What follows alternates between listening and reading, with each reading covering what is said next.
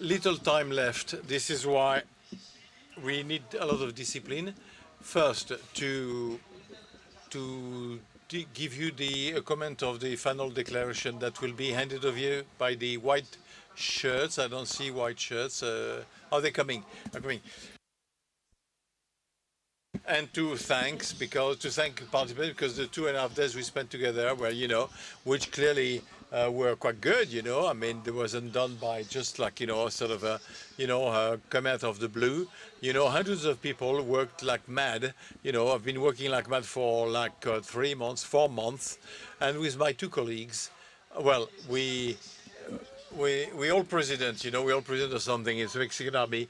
Françoise, who is president of the Cercle des Économistes, Hippolyte, who is president of Cercle, myself, I'm the delivery driver of the operation, but anyway, president of the Rencontre.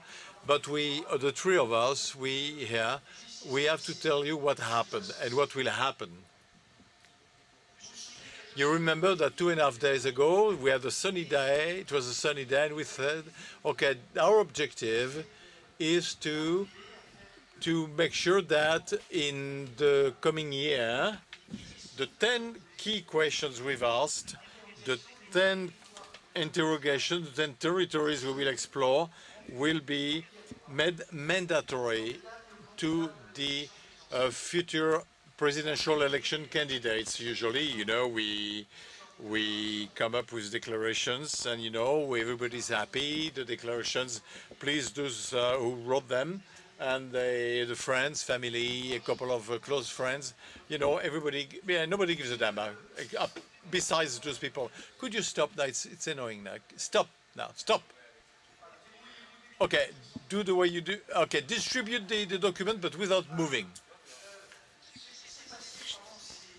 What happened in the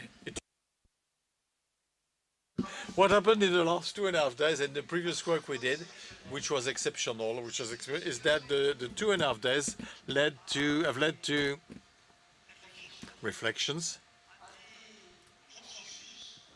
consensus, coalitions, as mentioned earlier on, that will impose themselves in the next 10 months. In the discussion in the next 10 months, there cannot be presidential election useful in this country if the elements that are going to be mentioned, the proposals that may be discussed, of course, but, these are the source of reflection if the 10 elements of reflection on territory do not turn into proposals from the candidates. Of course, there was also an interesting phenomenon, the fact that all those who participated in had the feeling that it was very useful. And then, this declaration, this final declaration, well, it's the 21st I do. Usually, there are endless discussions, when economists are together, it's an endless discussion. But this time, no. This one, we agreed upon a common diagnostic. Our country next year is not in the best of its form. It won't be at the best of its form. So a lot of things need to be changed, will need to be changed. And second aspect, on proposals, we pushed aside those which were too difficult to implement, but they remain, they're broadly adopted by all the members of the Cercle des Économistes. Two last comments before giving the floor to my colleagues, because we all have 6 minutes, which are precisely organized as Valérie Rabault would like in a scientific world of engineers. First aspect, bear in mind that these ideas only make sense because the players will handle this. And it was brilliantly expressed by Françoise, who had this session, the idea that businesses, well, they might quite widely deal with the problem of needs, the non-educated students and who are desocialized. Non-educated non-employed, non-educated, non-employed people. And therefore, regardless of the, companies will deal with this in part, and this is a great point. Second aspect, before giving the floor, some of the recommendations, you have them there, we won't to cover them all, but anyway, some of the recommendations imply additional funding. It will be complicated. So reality is that the European debate will widen. There will be the Maastricht rules applied at the end of the year. By the way, it won't be the case, I can tell you now. But anyway, at one stage, we'll have to come back to different framing of the public financing, because behind there is a debt, and the debt as to young ones who are in the room should pay them at one stage, and this won't work if we are not more reasonable afterwards. It means simply that each public expenditure should in turn find a form of compensation that is a reassignment or reallocation of the spent elements. I'm part of those who believe that what we do for the youth should be financed by my generation, that is, you know, the pensioners. Second aspect, it implies that the state should modify its mode of operation, because there's clearly a problem of efficiency and the use of public expenditure. The simple idea is the idea that we would give to center of cost those who spent. Well, the mission is not a simple expenditure. Well, they have a responsible, they have a budget, and it has to work. With these two principles, which are not that easy to implement, I give the floor to my friend Hippolyte, president or co-president of the Cercle des Économistes. Thank you very much, Jean-Hervé. During these rencontres that were very rich, and I think that you've all enjoyed, there's something that was recurrent, which was the idea of generations. Because it's true that the pandemic has been a generational experience. So we were really worried at first about the elderly, and then we got worried about the young ones that bore the brunt of the crisis, whether they be in the university or in their work. So the idea of generations came back into play, and we've just had an election in France, and we elected people who will be in charge of generations, because you know, the elderly and dependency, that's within the remit of regions. Secondary schools are within the remit of regions. So I think we need to talk some more about young people, about the elderly, about end of life. There's someone who said yesterday, but you've said that before. Well, that might be, but we need to say it again. We need to reassert it, because it's very important. Climate specialists, they reassert day in, day out that there's climate change. So infectiologists also keep hammering it in that we need to get vaccinated. So if people come to adult age and do not have any training or are not equipped at all to fit in a society, then that won't work, and that will create divides within society that will be unbearable. So yes, we have to really put in a lot of effort for our young people. And we heard also a lot of very hands-on, concrete proposals. The lady from Secours Catholique Charity just mentioned a few. We prefer targeted measures and support measures rather than universal measures. There's also an issue that has been recurring, pensions. I know that there's a lot at stake that is politically, but you can't let the pension system get into more deficit, because that would mean that the young people in the future would have to pay for the pensions on top of everything else. So that pension system needs to be readjusted to reality. So we are in favor of a reform, and a quick one, of the whole pension system. And we also advocate, if we can be a little bit more technical, on the duration of the contribution period. Well done. The floor is to the second co-chair of the Cercle des Économistes.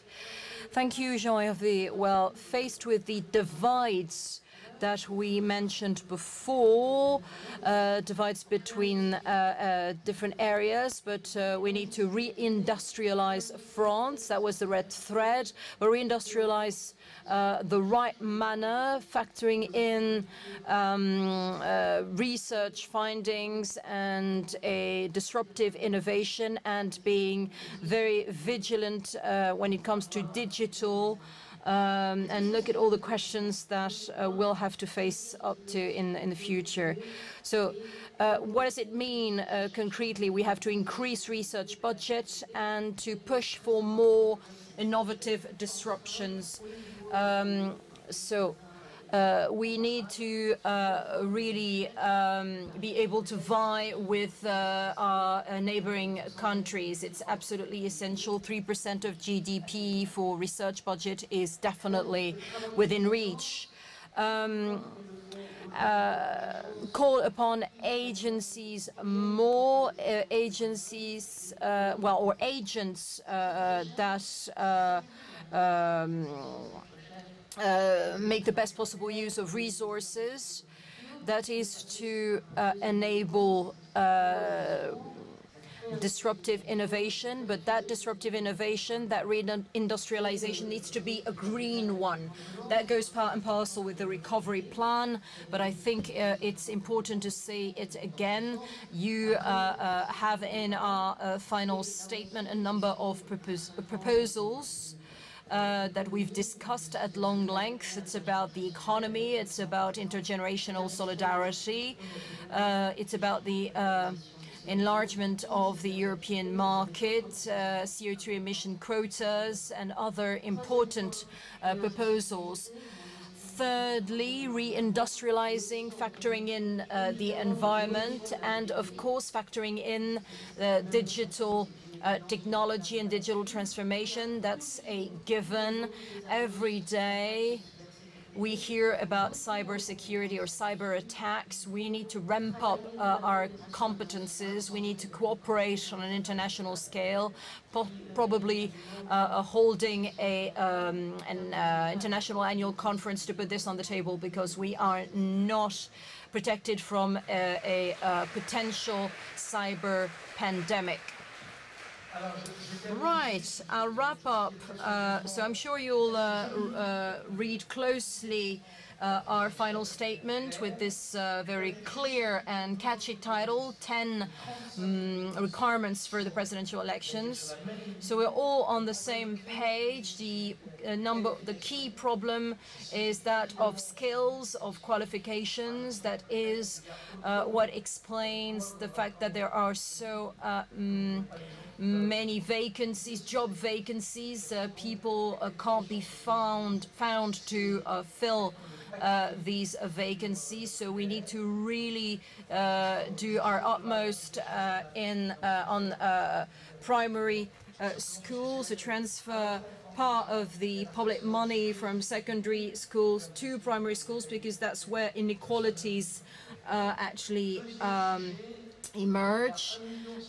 Secondly, there's 1.5 million young people that are not in education, not in employment, not in training. And it is a time bomb That is pretty obvious, and the Education Ministry cannot do it single-handed. So we have to adjust the limits of the different remits, the different purviews. And over the last 2.5 days, we've seen that there's a new will on the part of big corporations to take on the responsibility to bring these young people back into society, get them into work.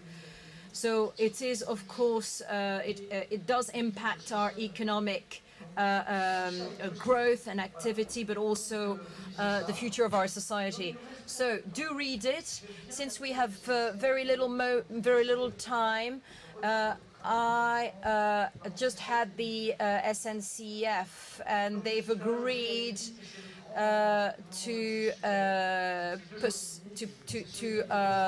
push back the train that you were supposed to hop on in 17 minutes, but I have very little time nonetheless. So please don't clap every time I thank someone. So long thanks will be at the end. Well, maybe we'll pause halfway, but let's have two series of applauses.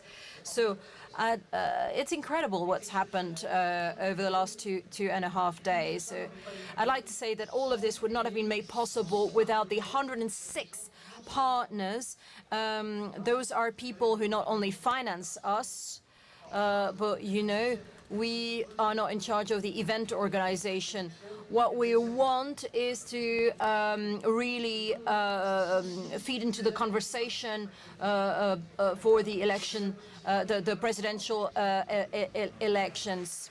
So all our volunteers as well.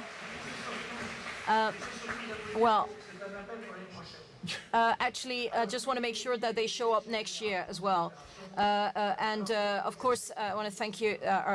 So the Cercle des Économistes, so without Françoise and Hippolyte, co-chairs, and the 32 members of the Cercle des Économistes, nothing, of course, would be possible without them. The team that set up the whole organization, you might have seen what it's like up there. They call them tents, which make it sound a bit like a circus, but it's the general organization. There's Marie Cassin and Anne Vernois are the two people instrumental in the whole organization going smoothly, so they deserve a round of applause. Then, because otherwise some people will resent me. There are so many people I should thank. There are several teams that are more incredible one than the other, because there's a lot of elbow grease in that. So we're together with Eloise and Clara.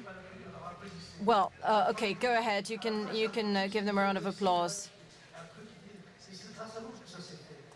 And, you know, at the end, I'll say that it's all thanks to you as well, so you can give yourselves a round of applause. Well, the team in charge of programs, Thibaut, Joé Martini,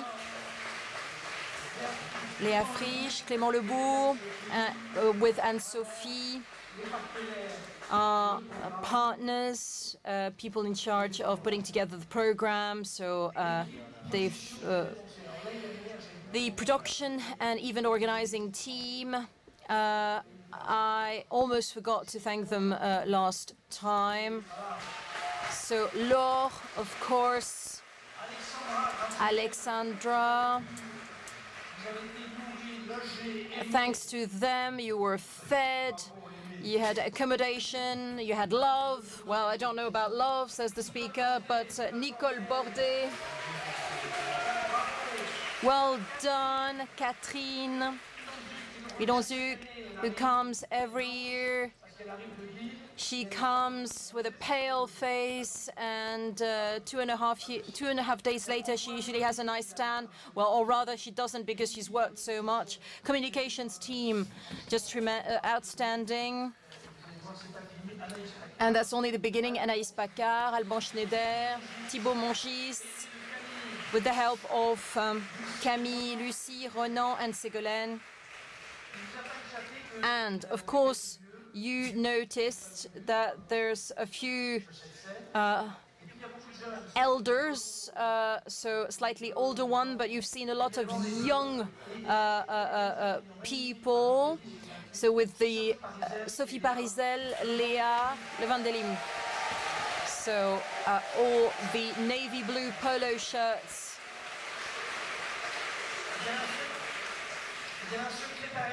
There was the General Secretariat that had to handle the deficit this year, but I trust you.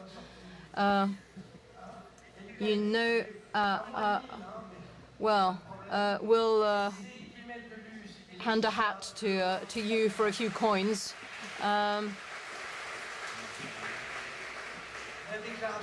The final statement, well, we had very little time, but you'll see it's outstanding, and it's 3 young people that found a way to get the members of the Service Économique to talk to them. So, and they,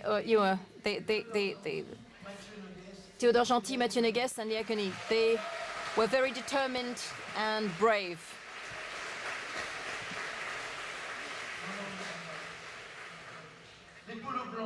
The white polo shirts that you saw all around you, where are they? Oh, here they are.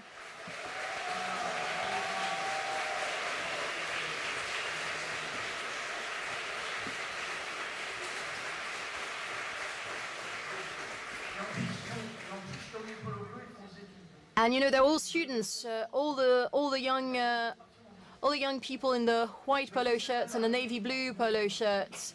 Well, the festival, of lyric art in Aix, as well as the jazz festival, we want to thank them too.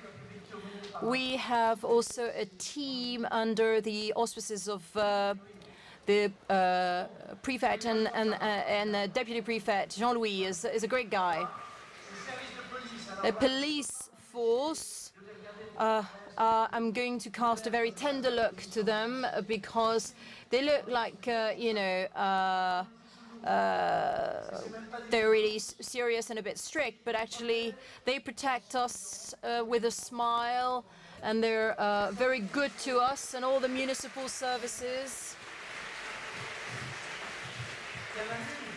The MU, there was a year when I forgot the team of the university, so it's true that we're not on university premises this year, but we are, you know,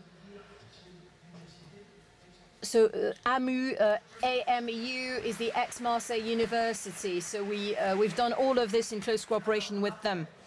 And then, who else is there to thank? So many people who helped us. So I'll go through the names very quickly, but look at the whole setup. It's been devised and put together, and unfortunately, I have to say, paid by Olivier Rougier and his team. Wonderful. The whole organization, everything that made it work, the Boreal team, Didrian and his team, the whole setup to make it possible for everybody to join us remotely. It's a Marseille-based team. They're great.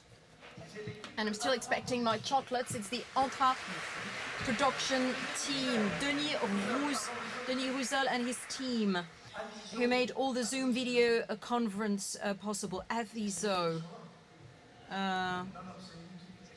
They're an outstanding team, and they've been on deck throughout these 3 days. The Mike, Helen catering, so you got to be fed. Glass House and Reputation for Squad was the jazz. No, that's not correct. Oh, it's the social media team. Oh, you can boo, you can boo. Well, the names are almost alike. But thanks to social media, 500,000, well, the last count, 502,000 people followed this event on live stream. And let me repeat, Glass House and Reputation Squad are a team specialized in social media, nothing to do with jazz. That was my mistake, says the speaker, so apologies to them because they are great. There is the Aix-Marseille University team, the interpreting team, so Lionel Fantoni's team, they've supported us from day one. The Aix-Marseille University team, there's also the drivers who are awfully nice, and the cleaning and security staff. A big thanks to them. I don't know if you saw that there were 3 big lorries. It's Alegria. It's a company based in the Basque Country in Spain. They're great. They were a great help. Many thanks to the whole hospitality sector. I think there were 28 hotels in Aix-en-Provence that accommodated, provided accommodation for our guests. We're humanists, so we think we are all equal. And I want to say a couple of things to wrap up. First, the Glass House and Reputation Squad teams, they're incredible on social media.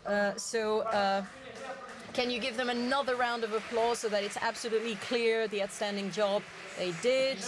And lastly, I'd like to ask you to give yourselves a round of applause because it's thanks to you, well, it's thanks to us really, but to you too, that this was a success, and see you all next year. Save the date. And thank you, Jean-Hervé.